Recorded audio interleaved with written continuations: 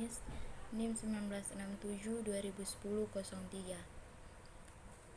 Saya mahasiswa dari Universitas Pembangunan Indonesia, Program Studi Ilmu Politik, Fakultas Ilmu Sosial dan Politik.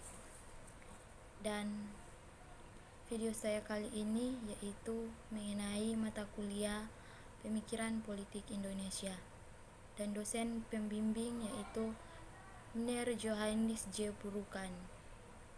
Dan judul materi pada saat ini yaitu Pematangan Demokrasi dan Sistem Politik Indonesia, Kendala Pelembagaan dan Kepemimpinan. Baik, kita masuk dalam pembahasan, yaitu secara fungsional demokrasi diartikan sebagai nilai kehidupan yang baik atau good governance, sebagai pola internasional, sosialisasi dan sebagai kebijakan publik hasil kompromi dan konflik atau interaksi kepentingan. Jujur atau fairness, bebas, merdeka atau liberi, adil atau permasalahan, persaudaraan, dan berbagai hak individu serta sosial. Proses lumpuh dan matinya percobaan pertama demokrasi Indonesia tergambar dalam sejarah perang ideologi dan menyerukan bersama akutnya konflik sosial politik serta kegagalan kebijakan publik karena lumpuhnya sistem pemerintahan yang akhirnya bermuara kepada kematian demokrasi liberal.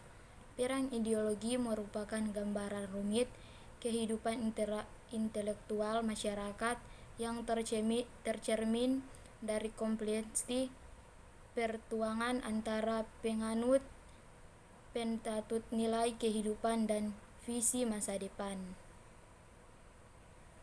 Pembahasan kedua yaitu berjudul Jatuh Bangun Demokrasi. Secara fungsional, demokrasi diartikan sebagai nilai kehidupan yang baik, good governance, sebagai pola interaksi sosial, dan sebagai kebijakan publik hasil kompromi dan konflik atau interaksi kepentingan.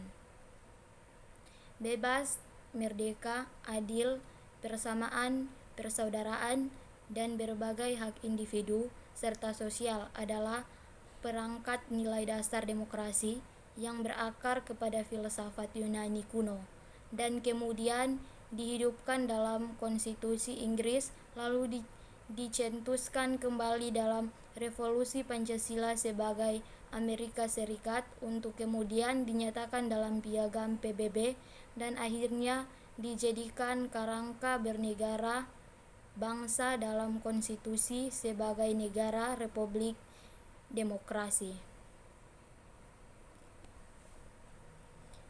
Demokrasi sebagai interaksi masyarakat dikonstitusikan oleh melalui mekanisme dan lembaga toleransi yang memperoleh segala bentuk perbedaan sejauh dimungkinkan berdasarkan aturan hukum untuk menjamin kejujuran dan keadilan kinerja inklusif dan teoritis, maka prosesnya mempersatukan fungsi transparansi dan efisien serta akuntabilitas.